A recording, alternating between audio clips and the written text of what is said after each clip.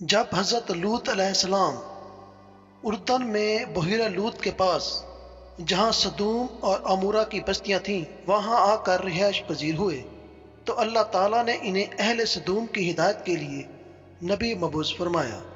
یہاں کے باشندے فحاشی اور بہت سے گناہوں میں مبتلا تھے۔ دنیا کی کوئی ایسی برائی نہیں تھی جو ان میں موجود نہ ہو۔ یہ دنیا کی سرکش اور انتہائی بد اخلاق قوم تھی۔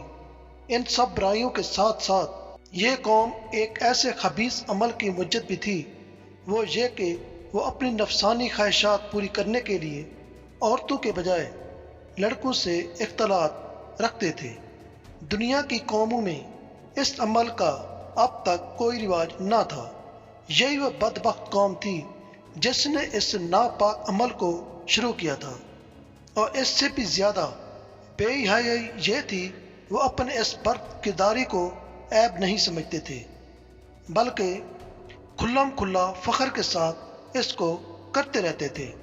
ان حالات میں حضرت لوط علیہ السلام نے اس قوم کو ان کی بے حیائیوں اور برائیوں پر ملامت کی اور شرافت و طہارت کی زندگی کی رغبت دلائی، اور ہر ممکن طریقے سے نرمی اور پیار سے انہیں سمجھایا اور نصیحتیں کی، اور پچھلی قوموں کی بدعمالیوں کے نتائج اور ان پر آئے ہوئے عذابات بتا کر عبرت دلائی، لیکن ان پر کوئی اثر نہیں ہوا، بلکہ الٹا طنز کرتے ہوئے یہ کہنے لگے یہ بڑے پاک باز لوگ ہیں، ان کو اپنی بستی سے نکال دو۔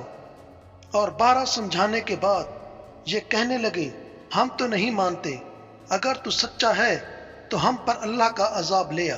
ادھر یہ ہو رہا تھا، دوسری جانب حضرت ابراہیم علیہ السلام کے پاس اللہ کے فرشتے انسانی شکل میں آئے۔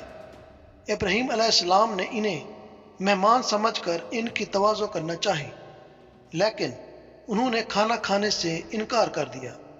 یہ دیکھ کر حضرت ابراہیم علیہ السلام سمجھے کہ یہ کوئی دشمن ہے جو حسب دستور کھانے سے انکار کر رہا ہے، اور پریشان سے ہو گئے۔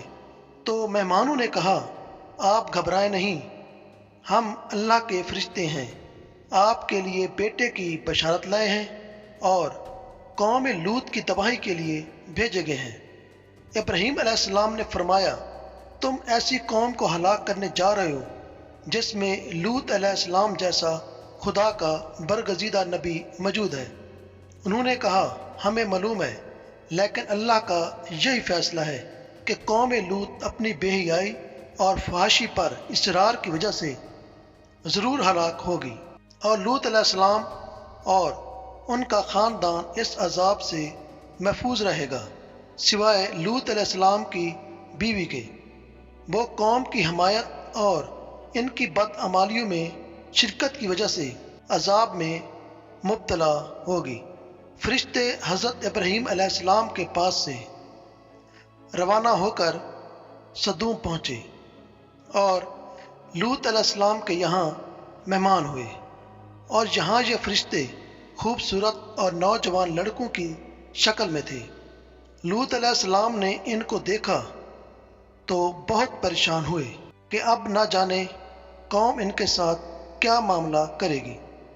ابھی وہ اسی پریشانی میں تھے کہ قوم کو خبر ہو گئی، اور وہ لوط علیہ السلام کے مکان پر چڑھ گئے اور مطالبہ کرنے لگے کہ ان کو ہمارے حوالے کر دو۔ لوط علیہ السلام نے انہیں بہت سمجھایا، لیکن وہ نہ مانے، تو انہوں نے سخت پریشانی میں کہا کاش میں کسی مضبوط سہارے کی حمایت حاصل کر سکتا۔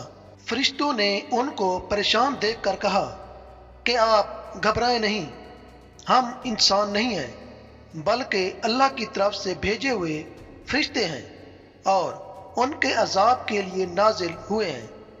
آپ راتوں رات اپنے خاندان سمیت یہاں سے نکل جائیں۔ تو فرشتوں کے پیغام کے بعد حضرت لوط علیہ السلام اپنے خاندان سمیت بستی سے نکل کر صدوم سے رخصت ہو گئے، اور ان کی بیوی نے ان کی رفاقت سے انکار کر دیا اور یہیں رہ گئی۔ جب رات کا آخری پہر ہوا تو عذاب شروع ہو گیا۔ سب سے پہلے ایک سخت ہیبت ناک چیخ نے ان کو تہہ والا کر دیا۔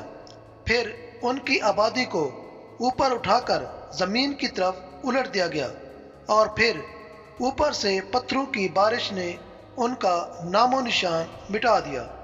اور گزشتہ قوموں کی طرح یہ بھی اپنی سرکشی کی وجہ سے انجام کو پہنچے۔